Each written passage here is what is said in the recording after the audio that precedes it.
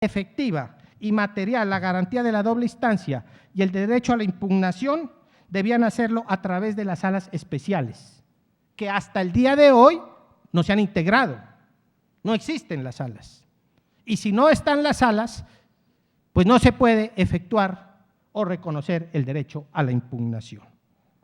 Pero el otro punto que tocó Ángela esta mañana, tal vez es uno de los puntos más delicados. Como entró en vigencia el 18 de enero, pues los abogados, los tratadistas, los penalistas, los constitucionalistas, los condenados y sus defensores dijeron a la Corte: señores, ustedes perdieron competencia el 18 de enero y ustedes no pueden ni investigar, ni juzgar, ni dictar sentencia condenatoria, porque hay un acto legislativo que dice que la competencia para eso la tienen las salas especiales. Como se iba a perder la competencia, entonces la Procuraduría se metió, y la Procuraduría, ¿qué dijo? La Corte sigue teniendo competencia. ¿Y qué dijo la Sala Penal de la Corte? Sacó un comunicado. ¿Comunicado qué dijo? No se puede desatar el derecho a la impugnación hasta tanto no sean elegidos y asuman los 9 magistrados de las 2 salas. ¿Qué más dijo el comunicado? La Corte sigue manteniendo la competencia hasta que el acto legislativo no sea implementado. Solo cuando las nuevas salas se posesionen, se apartará la Corte de la competencia.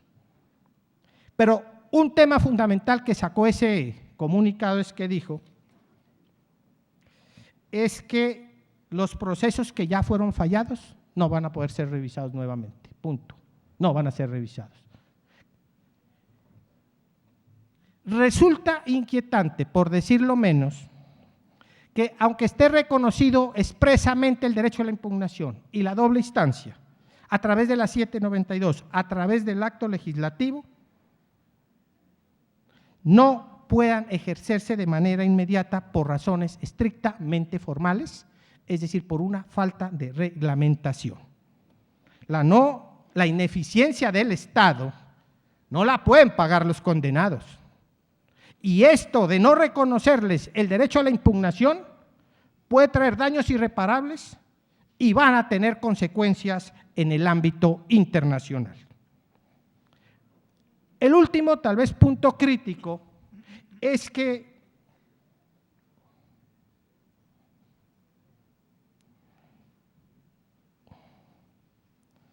voy a saltarme uno. Algunos lo que están diciendo ahora es que el acto legislativo es un acto meramente simbólico, porque con la reforma a la Corte Suprema de Justicia va a operar la Corte como si fuera un verdadero tribunal de única instancia, porque fue en su propio seno donde se crearon las salas especiales. Entonces, no se crea un verdadero juez o tribunal superior independiente e imparcial que tenga sus propias competencias para instruir, juzgar, desatar la garantía de la doble instancia y el derecho a la impugnación, como lo exigen las pautas internacionales. En conclusión, el derecho a la impugnación y la garantía a la doble instancia han sido reconocidas entre nosotros en la sentencia del 2014, en la sentencia de unificación, en el acto legislativo, y todos esos con soporte en la Carta Política del 91.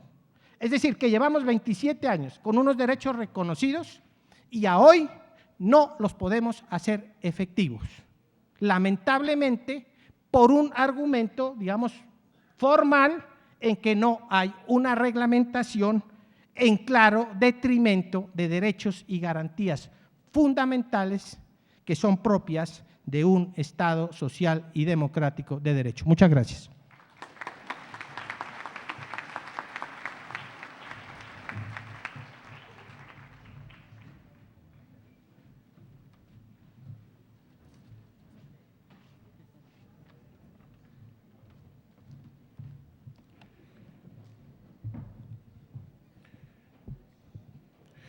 Muchas gracias por la disertación sobre este tema que es de relevancia constitucional sin duda alguna y su implicación concreta en el proceso penal. Recibamos con un fuerte aplauso al doctor Rodrigo Cardoso Pozo, de la Universidad Atacama, por favor. Va a disertar acerca de el reconocimiento del rango constitucional del principio de proporcionalidad en el sistema penal chileno a propósito de la seguridad vial. Bienvenido, doctor.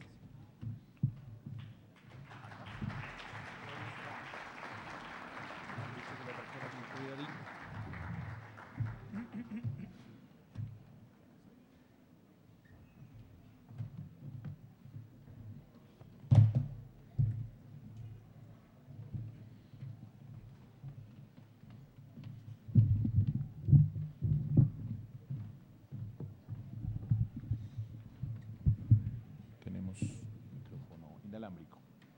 Inalámbrico.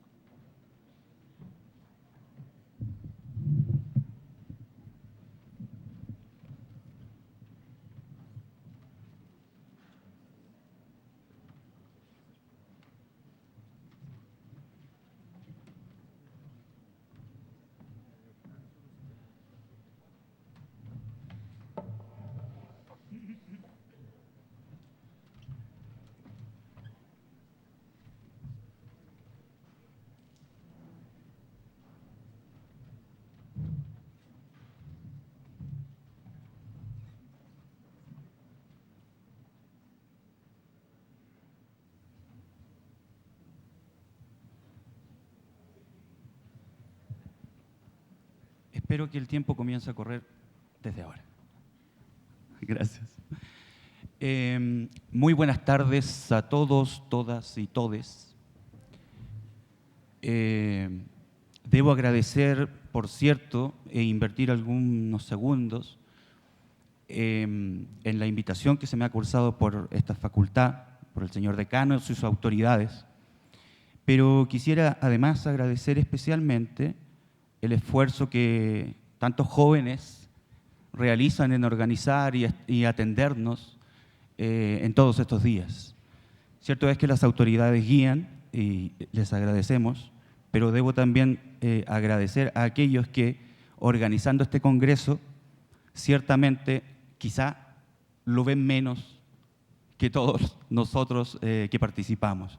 Y ese es entiendo que más allá de cuestiones remunerativas, es un amor al derecho que siempre debe ser saludado y bienvenido. Quisiera no ser injusto, no sé cuántos son, pero he visto a muchos, y muy organizados. Y manifiesto mi admiración por su organización, su amabilidad y sobre todo por ese espíritu que los lleva a organizar tan bien este congreso. No quiero ser injusto, pero claro, debo agradecer especialmente a Daniela Erazo Urbano, que ha tenido la paciencia de tratar conmigo. Y menos con mi colega Emilio Garrote, que es mucho más simpático y inteligente que yo, con lo que fue menos problema. Hechas las obligatorias, en mi opinión, saludos, yo les vengo a hablar de un tema que en principio pareciera algo alejado de las temáticas que se han estado tratando. Sin embargo, quisiera contextualizarnos a ustedes en una realidad que han de entender es distinta a la realidad colombiana. Sin embargo, me parece valioso como un proceso de conocimiento de las realidades de otros países, en este caso Chile. El contexto tiene que estar dado por una cuestión primero político-constitucional. El profesor Garrote por la mañana, el doctor Garrote por la mañana se explicaba sobre estas cuestiones y el proceso que se ha estado dando en Chile desde la,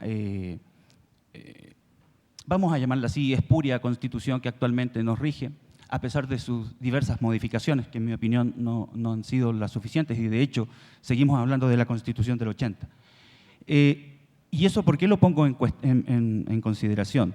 Porque al mismo tiempo que existe esta Constitución, con un pecado original monstruoso, implica también que la orgánica que se ha dado en un tribunal constitucional para aplicar la constitucionalidad en el ordenamiento jurídico chileno y las dificultades que se han encontrado a propósito de, en mi opinión, extremo conservadurismo que este tribunal ha desarrollado, me ha llevado a plantearlo aquí precisamente porque a propósito de eso y a pesar de aquello, hay algunos magistrados de dicho tribunal que han, en mi opinión, dictado una sentencia, que es de la que algo hablaremos, histórica, en el sentido de que quizá a ustedes les parece exótico, decía un profesor ayer a propósito de la situación colombiana. Bueno, los chilenos somos más fríos, pero también muy exóticos en el ámbito jurídico.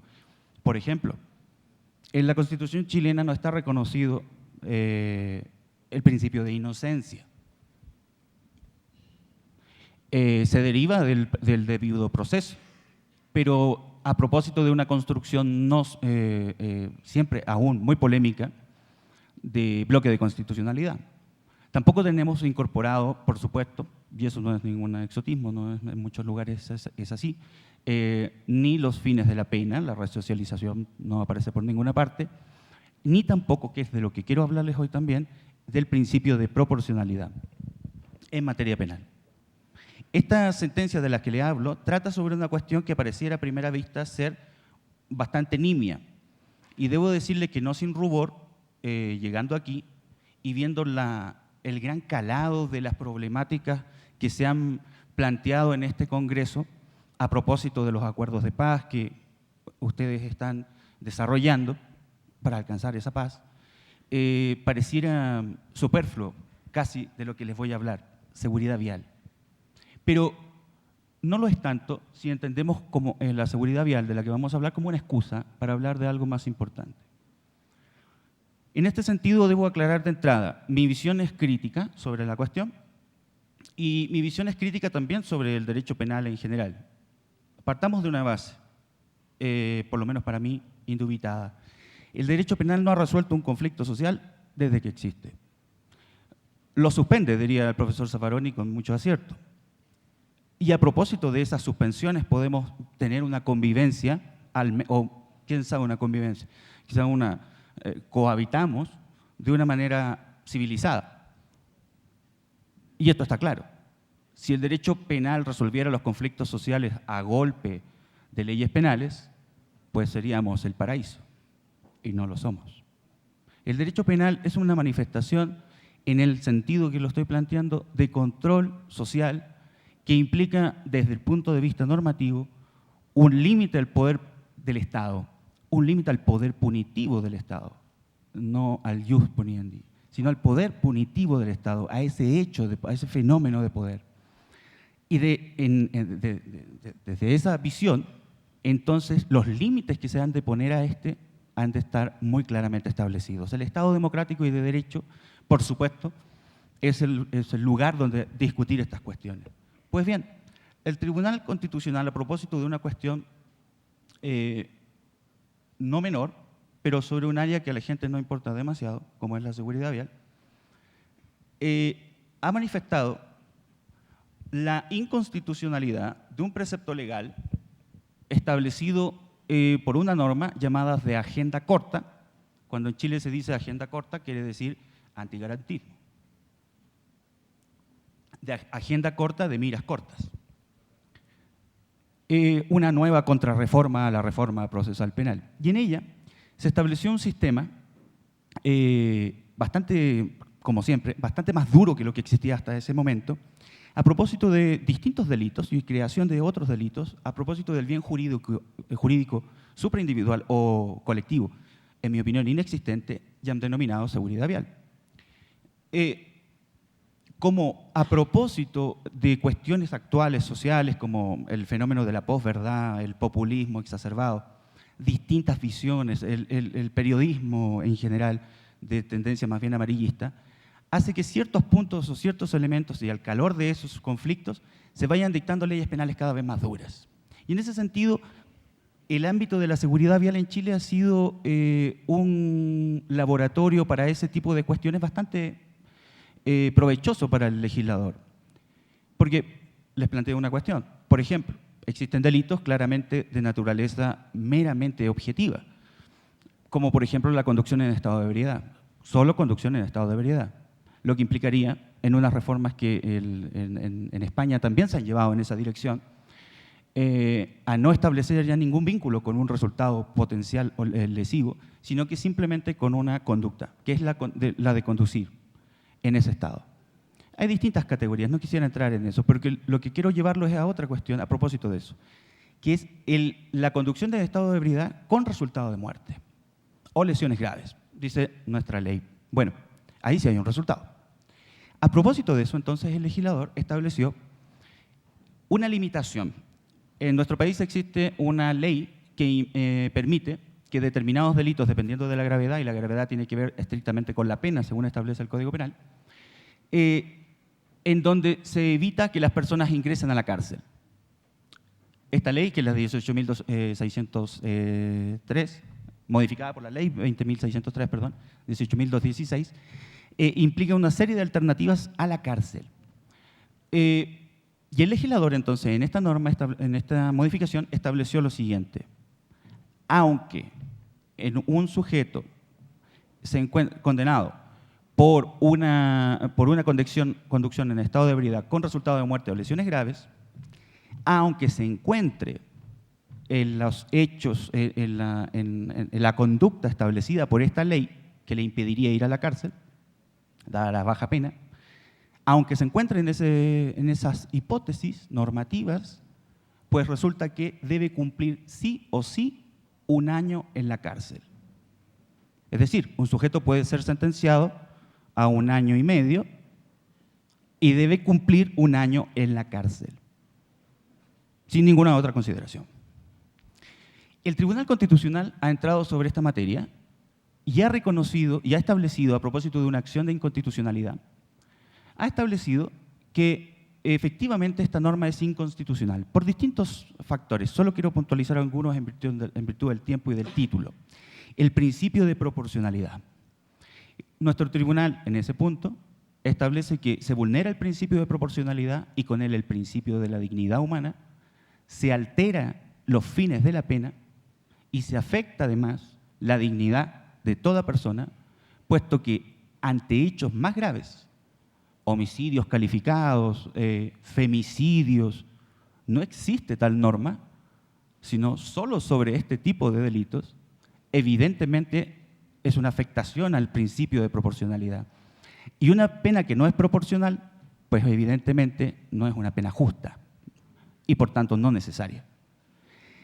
La discusión que se dio en nuestro tribunal fue, en primer lugar, obviamente, que dado que no existe un reconocimiento expreso, aunque sí íncito, de los derechos que acabo de mencionar hace un rato atrás, el voto de minoría, que era una minoría bastante potente por lo demás, planteaba el problema de la supremacía constitucional, en el sentido de, además, entender que el Tribunal Constitucional no tenía funciones legislativas y ellos, en minoría, entendían que con esta interpretación estaban interviniendo en ese aspecto del legislador. Pues bien, buenamente esa sentencia se dictó y hasta ahora han ocurrido, estoy hablando, por eso digo que tal vez les parece un poco exótico, pero estoy hablando de sentencias desde enero de este año. No es algo antiguo, no es que estemos hablando de historia del derecho penal chileno o del derecho constitucional, es de ahora. Y a propósito de eso, se dictaron estas normas. Y eso me lleva a traérselas a ustedes, no solamente para ver lo triste que es en ese punto nuestra realidad, chilena me refiero, sino también porque implica una cuestión muy interesante a tener en consideración. Primero, el Estado de Derecho democrático, en este caso, aplicándose directamente, y sus principios directamente por el Tribunal Constitucional en el ordenamiento jurídico interno. Para Chile, novedoso, muy novedoso. En segundo lugar, la cuestión problemática que plantean las penas de corta duración. La ley 18.216 lo que plantea es evitar que se den estas penas de corta duración. Porque una pena de corta duración tiene lo peor de los dos mundos. Tiene lo peor de las penas privativas de libertad y tiene y además la estigmatización del condenado cuando vuelve a vivir en sociedad. ¿Qué sentido entonces va a tener establecer una modificación a nivel de determinación de la pena para establecer una cuestión aún más retrógrada como la que les estoy planteando acá? Pero este fenómeno se da, y en eso engloba no solo la realidad chilena, en un proceso general bastante claro de populismo punitivo de hace muchísimos años, pero que en el ámbito de la seguridad vial se ha dado con gran potencia. El ejemplo del conductor peligroso al que hay que castigar como sea, a pesar de, sin tener en consideración los más mínimos, en mi opinión, principios de un derecho penal clásico, ya casi olvidado por lo demás, hace que el dispositivo, el miedo, funciona como un dispositivo de gobierno a pie de calle, puesto que plantea este tipo de cuestiones aquí porque las llevará a cuestiones, en opinión de otros, más relevantes después. Cuando se hace entonces, si se puede aceptar estas modificaciones, hasta antes de esta sentencia del tribunal, han cambiado las penas y la forma de establecer las penas, la determinación de las penas, también en otros delitos. Se hizo primero con este ámbito y luego se cambió a otro. Dirán ustedes, siendo un país normal el chileno, a propósito de algo que se decía ayer y comentaba con el doctor Garrote, de que la vida es el bien jurídico más importante, no cabe ninguna duda. Si ustedes puedan ver, y lo pueden ver porque está por internet, bcn.cl, una gran página del Congreso Nacional a propósito, pueden ver el Código Penal chileno, podrán darse cuenta de una cosa, la lógica es clara. El Código Penal en sus primeros artículos establece la gravedad de los delitos está establecida de acuerdo a la pena. Por tanto, se divide en una categoría que son faltas, simples delitos y crímenes. Estos delitos se dividen de esta forma, precisamente de acuerdo al quantum de la pena. Claro, muy claro y muy simple. Perfecto. En ese sentido, deberíamos entender entonces, ¿cuáles son los delitos más graves? ¿Los que afectan a los bienes jurídicos más relevantes? Pues no, porque las penas más altas y proporcionalmente más altas están asignadas a delitos contra la propiedad y el patrimonio, y déjenme ser más preciso, contra la propiedad en desmedro de otros bienes jurídicos. Por tanto, en esta contextualización que les hago, una sentencia como la que les estoy hablando tiene una trascendencia fundamental, no solo por el hecho en sí de la incorporación, sino que también por la constitucionalización del ordenamiento jurídico chileno, no muy proclive a nuestro Tribunal Constitucional a hacerlo. Y lo digo además por una cosa. Estas cosas pasan, es la ley de Murphy. Yo venía muy contento con mi Tribunal Constitucional chileno a hablarles a ustedes de esta sentencia en un sentido que en mi opinión es correcto. Y hace un par de semanas he estado dictando unas sentencias muy polémicas a propósito de otras cuestiones. A propósito de la ley de aborto. Ustedes sabrán que en Chile no había aborto hasta hace, ¿cuánto? Un mes. Desde diciembre en Chile estaba penalizado todo tipo de aborto. De hecho, ni siquiera estaba regulado, estaba prohibido directamente. Pues bien, el Tribunal Constitucional chileno echó atrás algunas modificaciones e incorporó ciertas cuestiones polémicas de las que no quiero plantear ahora, pero que solo les indicaré. Es la objeción de conciencia. La ley de aborto establece una objeción de conciencia. Además, es una ley de aborto en 3 causales que es simplemente una cuestión humanitaria. No es aborto por indicaciones, tiempo. No, es aborto por cuestiones tan dramáticas como la violación o la malformación y no inviabilidad del feto. Pues bien, ese tipo de cuestiones se incorporó una cláusula en esa ley de objeción de conciencia personal. El Tribunal Constitucional estimó que era inconstitucional, porque se debería, aunque no se agregó, me aclaraba mi colega hoy, pero se debía incorporar una cláusula de conciencia institucional. Es decir, no una clínica, o sea, vamos a empezar, no un médico, no un equipo médico solo, no la sala de un hospital, no el hospital, no una clínica en sí, una red completa, como en Chile son bastante comunes, una red completa de clínicas a nivel nacional no van a realizar aborto por objeción de conciencia. Por objeción de conciencia institucional. Pues bien, es muy polémico y conservador nuestro tribunal, ¿verdad? Bueno, venía justo como la ley de Murphy a afectar mi buen ánimo con dicho tribunal. Vuelvo al tema. La cuestión es, si nosotros tenemos ese concepto o ese contexto en el que se está dando, podemos valorar de mejor forma y no solamente desde una cuestión cotidiana como es la seguridad vial, que la misión o la visión que la doctrina, en mi opinión, en este caso tiene, es de apoyar ese tipo de sentencias. ¿Cómo? Profundizando en ellas. Y con eso quiero ir finalizando.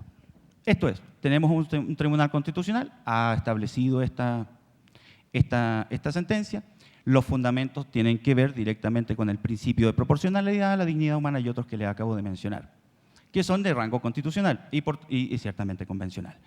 Pero es que además tiene otras cuestiones en consideración. Como les acabo de decir, también habría que fundamentar y apoyar esta decisión a propósito del efecto nefasto de las sentencias de corta duración. Pues bien, también. Pero a propósito de otra cuestión, y me voy a poner un poco penalista aquí, pido disculpas por eso, pero quisiera hacer una salvedad sobre esa cuestión. ¿Me va a levantar la tarjeta? Ah, ya, perfecto. Que tiene que ver con la proporcionalidad. Veamos, los delitos contra la seguridad vial, entendamos contra la seguridad del tránsito, no sé cómo será ese imaginario bien jurídico colectivo denominado en vuestro país, estos delitos son generalmente, en los hechos, delitos culposos. Son delitos culposos. Si un señor toma un vehículo y atropella a otro dolosamente, es un homicidio, no hay duda. Si un señor toma un vehículo borracho, ¿cierto?, con unos gramos de alcohol en sangre que cada normativa determinará, toma ese vehículo borracho, lo que está cometiendo aquí es un delito, porque como ya le he dicho que es un delito, y luego conduce y atropella y arrolla a otra persona, la mata o le causa lesiones. Pues, efectivamente, el ámbito de esta cuestión es que la dificultad que plantearía no tener delitos, como voy a afirmar ahora, si se aplicara una regla general, digamos, en materia penal, sería bastante discutible la sanción y muchas veces se llegaría a la opción de un concurso. Y tendríamos que hacer un concurso, bueno, dependiendo si se da el dolo eventual o no, el carácter culposo del mismo. Los delitos culposos tienen una pena y una sanción bastante más baja que un delito doloso, en mi opinión, correctamente, no es una crítica. Ejemplo, los delitos culposos, hablo de la legislación chilena, por cierto, pero entiendo que es así también en general, los delitos culposos se castigan solo cuando son consumados, primera cosa. La legislación chilena así lo establece, artículo 10, número 13. Solo cuando son consumados. Por tanto, no hay intercrímenes en delitos culposos. Los delitos culposos no tienen participación criminal, aunque ahora eso se discute. Pero, en principio, no hay participación criminal porque cada quien responde de la infracción al debido cuidado personal. Por tanto, hay una limitación mayor. Y las penas que se establecen en el Código Penal chileno ni siquiera son de cárcel, son de relegación, que es una figura muy antigua, que no sé si ustedes conocen, o que existe en vuestro ordenamiento jurídico, que implica que se envía a una persona a vivir a un lugar determinado durante un tiempo específico. Por supuesto, no lo envían a Santiago de Chile, ¿verdad? Lo envían al pueblo más lejano e inaccesible que puedan existir. Pues bien, pero teniendo en cuenta que la otra opción son las cárceles infrahumanas chilenas, bueno, no parece una mala opción. Por tanto, el tratamiento de los delitos culposos es bastante más benévolo. Entonces, la cuestión es la siguiente, y en eso es mi aportación también.